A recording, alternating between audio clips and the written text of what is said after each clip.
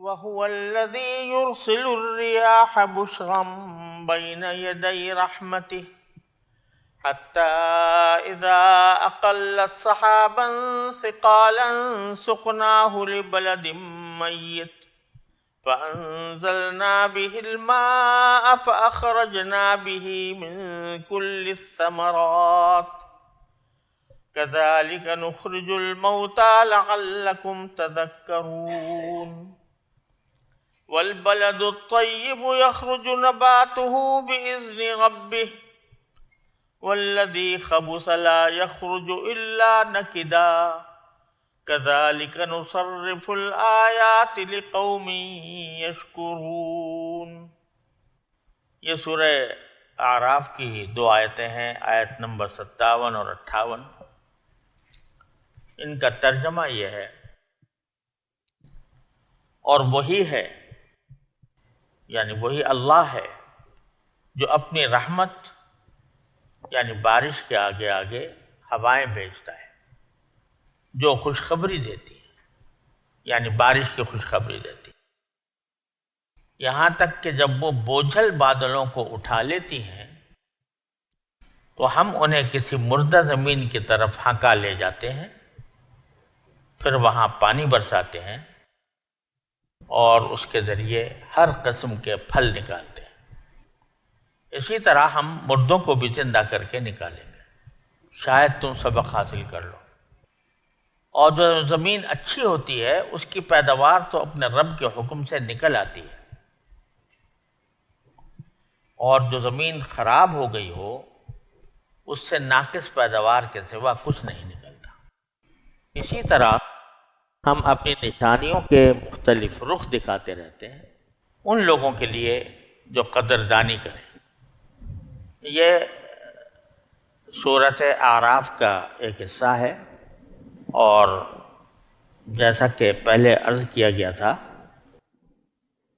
کہ مشرکین عرب اللہ تبارک و تعالیٰ کو کائنات کا پیدا کرنے والا تو مانتے تھے، لیکن یہ سمجھتے تھے کہ بلکہ یہ عقیدہ رکھتے تھے کہ پیدا کرنے کے بعد اس نے اس دنیا کی ساری کارروائیاں کچھ اپنے دیوتاؤں، مقرب دیوتاؤں کو یا فرشتوں کو سپرد کر رکھی ہیں اور خود الگ بیٹھا ہوا ہے، والعیاذ باللہ۔ تو پچھلی آیات میں اللہ تعالیٰ نے بتایا تھا کہ نہیں صرف ہم نے پیدا ہی نہیں کیا بلکہ ساری کائنات کی تدبیر ہم کرتے ہیں۔ الا لہ الخلق والامر، پیچھے فرمایا پیدائش کرنا بھی ہمارا کام، حکم چلانا بھی ہمارا کام، یہ ساری بات بتائی تھی۔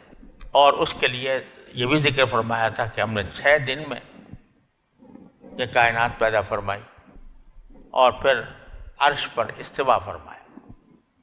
تو یہاں اس تدبیر کائنات کا ایک پہلو اللہ تبارک و تعالیٰ نے یہاں ذکر فرمایا ہے جو بارشوں سے متعلق ہے، اس لیے کہ مشرکین عرب کے خیال میں یہ بارشوں کا اترنا بھی یہ دیوتاؤں کے ذریعے ہوتا ہوگا، کہ جب قحط پڑا تو دیوتاؤں کے سامنے منت مانی، ان سے نظر نیاز کی، اور اس کے بعد پھر یہ توقع رکھی کہ ان کے تصرف سے بارش اترے گی۔ تو یہاں اللہ تبارک و تعالیٰ فرماتے ہیں کہ بارش اتارنے والے بھی ہم ہیں، سارا انتظام ہمارا ہے۔ اس مناسبت سے یہاں اللہ تبارک و تعالیٰ نے بارش کی نعمت کا ذکر فرمایا ہے، اور اس سے ایک اور نتیجہ بھی نکالا ہے جو عقیدہ آخرت سے متعلق ہے۔ تو پہلے فرمایا کہ هو الذی یرسل الریاح، وہی اللہ ہے جو ہوائیں بھیجتا ہے، بشرن، جو خوشخبری سنانے والی ہوتی ہے، یعنی بارش آنے سے پہلے ہوائیں چلتی ہیں جس سے لوگوں کو یہ اندازہ ہوتا ہے کہ تھوڑے دیر کے بعد بارش آنے والی ہے۔ بین یدی رحمتی، اپنی رحمت یعنی بارش کے پہلے، اس سے آگے آگے یہ ہوائیں بھیجتا ہے باری تعالیٰ۔ اس پہلو کا خاص طور پر ذکر اس لیے فرمایا کہ ذرا یہ دیکھو کہ بارش آنے سے پہلے تیز ہوائیں جو چلتی ہیں یہ ایک طرف بادلوں کو ہاکا کر لاتی ہیں، اور دوسری طرف اس سے ایک فائدہ یہ ہوتا ہے کہ اس سے موسم خوشگوار ہو جاتا ہے، اور دوسرے چونکہ یہ بارش کا پیش خیمہ عموماً سمجھی جاتی ہیں، اس لیے جو لوگ بارش سے کے سامنے ہیں یا کہیں کھلے میدان میں ہیں تو وہ اپنے بارش کا انتظام کر لیتے ہیں۔ جب ہوائیں چلتی ہیں تو دیکھیے جہاں کپڑے سوکھنے کے لیے لٹکائے ہوئے ہیں تو فوراً آدمی جا کر اس کو اتارے گا، اتار کر محفوظ جگہ پر رکھے گا کہ کہیں یہ خراب نہ ہو جائے۔ اور جیسے بہت سے حفاظتی اقدامات کرنا ہوتے ہیں، ایک آدمی جنگل میں جا رہا ہے تو ہوائیں جب چلی تو اس کو اس بات کا احساس ہوگا کہ کوئی پناہ گاہ لینی چاہیے، تو یہ ہواؤں کا بھیجنا ایک طرف تو خوشخبری کا سبب ہوتا ہے اور دوسرا وہ انسان کو اپنے حفاظتی انتظامات کرنے کا موقع فراہم کرتی ہیں یہ ہوائیں۔ اور بارش کو اللہ تبارک و تعالیٰ نے یہاں رحمت سے تعبیر فرمایا، بین یدی رحمتی، اور یہ قرآن کریم میں کئی جگہ ایسا ہوا ہے کہ اللہ تعالیٰ نے رحمت سے بارش کو تعبیر فرمایا، اس لیے کہ اگر آپ غور کریں تو اس کائنات کی ساری نشو و نما کا دار و مدار بارش پر ہے۔ هو الذی خلق من الماء کل شیء حی، اگر بارش نہ ہو، بارش اگر نہ ہو تو کائنات زندہ نہیں رہ سکتی۔ یہ جتنے دریا ہیں، جتنی نہریں ہیں، جتنے کنویں ہیں، جتنے تالاب ہیں، وہ سب بارش سے پیدا ہوتے ہیں، اور اگر یہ نہ ہو تو نہ کھیتی اگے، نہ انسان کی پیاس بجھے، نہ کوئی اور کاروبار زندگی ٹھیک طرح انجام دیا جا سکے۔ تو یہ بنیادی سبب ہے انسان کی زندگی کی بقا کا، اس لیے اللہ تبارک و تعالیٰ نے اس کو رحمت سے تعبیر فرمایا ہے۔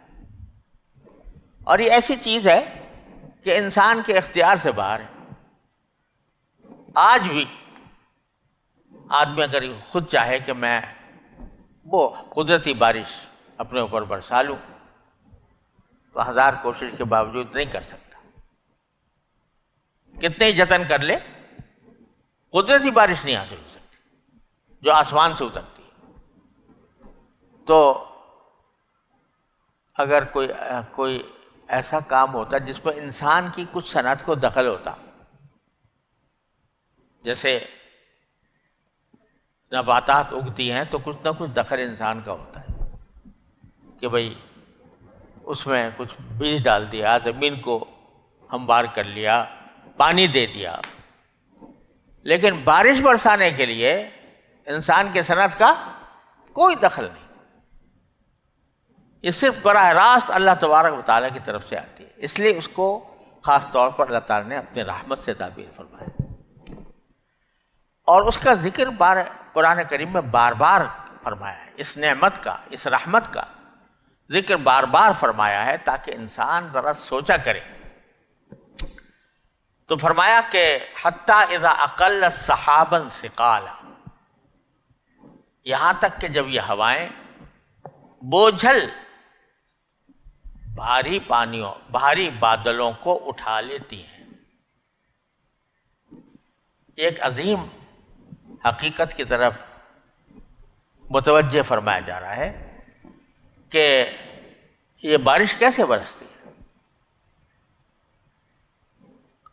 سمندر سے مانسون اٹھتا ہے اور وہ سمندر کے پانی کو اوپر اٹھاتا ہے، اور اس طرح اٹھاتا ہے کہ اس کی ساری کڑواہٹ نیچے رہ جاتی ہے،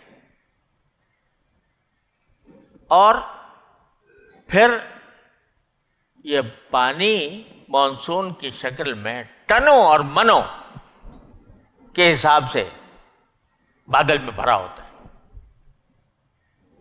اور یہ خودکار طریقے پر آسمان کی طرف اٹھتا ہے، اور یہ خودکار کارگو سروس اللہ تعالیٰ نے فراہم کر دی ہے اس کو، جو اتنے بڑے بڑے ٹینکر لے کر ادھر سے ادھر پھرتا ہے، حتیٰ اذا اقل سحابا ثقالا، یہاں تک کہ جب یہ ہوائیں اٹھا لیتی ہیں بوجھل بادلوں کو، بوجھ والے، ثقالن کا لفظ استعمال فرما کر خاص طور پر متوجہ فرمایا گیا ہے کہ اگر یہ اتنا بڑا بوجھ جو اس بادل میں ہوتا ہے، اگر بادل کی جو گھٹا برسنے والی ہوتی ہے اس کو دیکھو، اس کے اندر کتنا بوجھ ہوتا ہے، اتنا بوجھ تم ہوا کے دوش پر منتقل کرنے کے قابل تھے؟ آج بھی تمہاری سائنس اور ٹیکنالوجی کوئی ایسے جہاز تیار کر سکتی ہے جس میں اتنا ٹنوں پانی بھرا ہوا ہو اور وہ بغیر کسی انجن کے لے کے جا رہا ہو، اس کو لے کر سینکڑوں ہزاروں میل کا فاصلہ طے کرتا ہوں، سقناہ لبلد میت، اس کو ہم ہنکا کر لے جاتے ہیں ایک مردہ شہر کی طرف۔ مردہ شہر سے کیا مراد؟ کہ وہ شہر جس پر قحط پڑا ہوا تھا اور زمین اس کی مرجھائی ہوئی تھی، نہ اس میں سبزہ تھا، نہ اس میں پانی تھا، نہ اس میں رویدگی تھی، نہ اگنے کی صلاحیت تھی۔ کہاں لے گئے؟ فَأَنزَلْنَا بِهِ الْمَاءَ، وہاں جا کر پانی اتارا جہاں ضرورت تھی۔ فَأَخْرَجْنَا بِهِ مِن كُلِّ الثَّمَرَاتِ، پھر اس کے ذریعے ہم نے ہر قسم کے پھل نکالے۔ وہی مردہ زمین جو خشک پڑی تھی، جو سوکھی ہوئی پڑی تھی، جس میں اگر کوئی پتا تھا بھی تو مرجھایا ہوا تھا، وہیں سے ہم نے اس کے اندر یہ طاقت پیدا کر دی کہ وہ ہر قسم کے پھل نکال کر لا رہی ہے۔ فَأَخْرَجْنَا بِهِ مِن كُلِّ الثَّمَرَاتِ،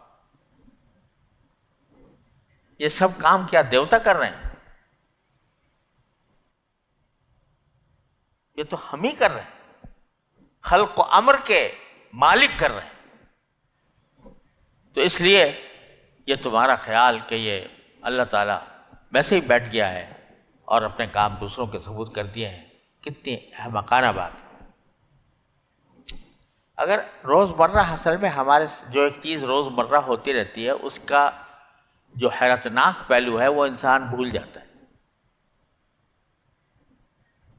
اگر دیکھے انسان تو انسان کا پورا جسم جو ہے وہ حیرتناک ہی حیرتناک ہے، اس کا کھانا، اس کا پینا، اس کا چلنا، اس کا پھرنا، ہر چیز ایک عجیب چیز ہے۔ لیکن صبح شام دیکھتے دیکھتے نگاہیں عادی ہو گئی ہیں، اس لیے اس کے تعجب کا پہلو، اس کا حیرت کا پہلو وہ نہیں سامنے رہتا۔ اسی طرح بارش برستی ہے، جب بھی موقع ہوتا ہے بارشیں برستی ہیں، آسمان پہ ہوائیں چلتی ہیں، بادل آتے ہیں اور زمین پر برستے ہیں، تو یہ دیکھتے دیکھتے یہ نظارہ دیکھتے دیکھتے نگاہیں عادی ہو گئی ہیں۔ اس میں جو معجزانہ پہلو تھے اللہ تعالیٰ کی قدرت کے، ان کی طرف نگاہ نہیں جاتی۔ تو اللہ تبارک و تعالیٰ بار بار قرآن کریم میں یہ آسمان سے بارش اتارنے کا تذکرہ مختلف پہلوؤں اور مختلف اسالیب سے فرماتے ہیں تاکہ انسان اس کو سمجھے، اس پر غور کرے۔ اب فرمایا اسی سے ایک نتیجہ نکالا، کذالک نخرج الموتیٰ، جو تم یہ بارش کا منظر دیکھ رہے ہو کہ مردہ زمین کو زندہ کر دیا، وہاں سے ہر طرح کے پھل نکال دیے، تو یہ بھی زمین بھی تو مردہ پڑی تھی، اس میں ایک بیج پانی ڈال کر ایک بیج ڈالا تو وہ لہلا اٹھی، وہ زندہ ہو گئی۔ تو جو ذات ایک مردہ زمین کو تمہارے آنکھوں کے سامنے زندگی بخشتی ہے، تو کیا وہ تمہیں مرنے کے بعد دوبارہ زندہ نہیں کر سکتی؟ تو کذالک نخرج الموتیٰ، اسی طرح ہم میتوں کو نکالیں گے، یعنی دوبارہ زندہ کریں گے جیسے زمین کو زندہ کیا۔ تو اس بارش کے عمل سے ایک طرف توحید منظر سامنے آ رہا ہے اور دوسری طرف آخرت کا، کہ یہ آخرت کے اوپر دلیل ہے کہ مرنے کے بعد اللہ تبارک و تعالیٰ اس طرح زندہ کریں۔ بعض روایات میں بھی آیا ہے کہ جب دوسرا سور پھونکا جائے گا تو شروع میں کچھ بارش نازل ہوگی، اور اس کے بعد بارش کے بعد مردے جو ہیں وہ اپنے اپنے قبروں سے اٹھیں گے۔ اللہ تعالیٰ کی رحمت سے کچھ بعید نہیں ہے کہ وہ اس طریقے سے زندہ کو اٹھائیں۔ تو کذالک نخرج الموتیٰ کی ایک تفسیر یہ بھی کی گئی ہے کہ جس طرح ہم بارش سے زمین کو زندہ کرتے ہیں، اسی طریقے سے انسانوں کو بھی زندہ اس طرح کریں گے کہ بارش ہوگی اور بارش کے بعد پھر وہ ان کے اندر زندگی کے آثار آئیں گے۔ واللہ سبحانہ وتعالی۔ پھر فرمایا لعلکم تذکرون، یہ ساری باتیں ہم اس لیے کہہ رہے ہیں کہ شاید تم سبق حاصل کر لو۔ یہ آسمان کی جو مخلوقات ہیں، اللہ تعالیٰ کی قدرت اور حکمت بالغہ کا جو نشانیاں ہیں، ان میں اگر غور کرو گے تو تمہیں سبق حاصل ہوگا۔ پھر اس سے ایک تیسرا نتیجہ نکالا، یہ ایک طرح سے ایک تیسرا جو عقیدہ اسلام کا ہے، رسالت، اس کی طرف اشارہ ہے اس میں کہ والبلد الطیب یخرج نباتہ باذن ربہ۔ بارش تو برستی ہے جہاں ہم برساتے ہیں، لیکن کچھ زمین ایسی ہوتی ہے کہ جو اچھی ہوتی ہے، زرخیز ہوتی ہے، تو وہاں پر جب بارش برستی ہے تو اس سے سبزہ لہلہانے لگتا ہے، اس سے خوب پھل بوٹے نکلتے ہیں۔ لیکن کچھ زمینیں ایسی ہوتی ہیں جو شور ہیں، ان میں نمک ہے، بنجر ہے۔ بنجر سے مراد یہ ہے کہ وہ لکانے کی صلاحیت ہی نہیں رکھتی، بارش وہاں پر ہی برستی ہے۔ لیکن جو اچھی زمین ہوتی ہے اس سے تو سبزہ نکل آتا ہے، اس سے ترکاریاں نکل آتی ہیں، اس سے پھل نکل آتے ہیں۔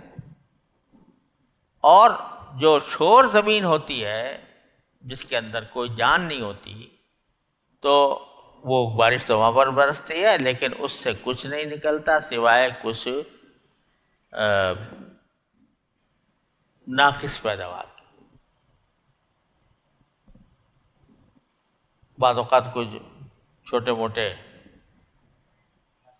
گھاس پھوس نکل آتی ہے، لیکن کوئی کارآمد چیز وہاں سے نہیں اگتی۔ تو فرمایا جا رہا ہے کہ اللہ تعالیٰ کی رحمت سے فائدہ اٹھانے کے لیے جو شخص فائدہ اٹھانا چاہتا ہے اس کی اپنی صلاحیت کی بھی ضرورت ہے۔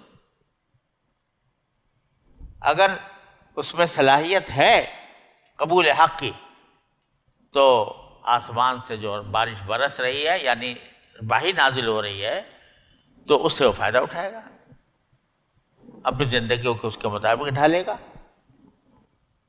اور اگر وہ زمین ہی خراب ہے، یعنی صلاحیت ہی نہیں ہے اس میں بات سننے کی، سمجھنے کی، طلب حق ہی نہیں ہے، تو پھر اس سے تو گھاس پھوس ہی پیدا ہوگا، ایسا پھوس کہ جو کسی بھی کام نہ آ سکے۔ تو فرمایا بل بلد الطیب یخرج نباتہ باذن ربہ، جو زمین اچھی ہوتی ہے اس کی پیداوار تو اپنے رب کے حکم سے نکل آتی ہے۔ والذی خبث، اور وہ زمین کہ جو خراب ہو گئی ہو، لا یخرج الا نکدا، اس سے ناقص پیداوار کے سوا کچھ نہیں نکلتا۔ کذالک نصرف الآیات لقوم یشکرون، اسی طرح ہم اپنی نشانیاں مختلف رخ سے دکھاتے رہتے ہیں، مگر ان لوگوں کے لیے جو قدردانی کرے۔ تو یہاں یہ بتا دیا کہ مشرکین کے اوپر اس قرآن کا کیوں اثر نہیں ہو رہا۔ یہ قرآن تو ایسا ہے جس کے بارے میں دوسری جگہ فرمایا کہ اگر پہاڑ پر بھی نازل ہوتا تو کیا ہوتا؟ پھٹ پڑتا، لیکن ان کے دلوں پر نہیں اثر کر رہا۔ کیوں؟ اس لیے کہ زمین ہی خراب ہے، طلب حق ہی نہیں ہے۔ ان کے دل جو ہیں وہ حب مال سے، حب جاہ سے بھرے ہوئے ہیں، تو اب ان میں قبول حق کی صلاحیت نہیں رہی۔ اس واسطے اگر یہ نہیں مان رہے قرآن کو تو اس میں کوئی قرآن کا قصور نہیں ہے، اس شور زمین کا قصور ہے کہ جو اس کی ہدایت کو قبول نہیں کر رہے۔ ابھی جو فرمایا کہ ہم اسی طرح مختلف رخ سے دکھاتے رہتے ہیں نشانیاں،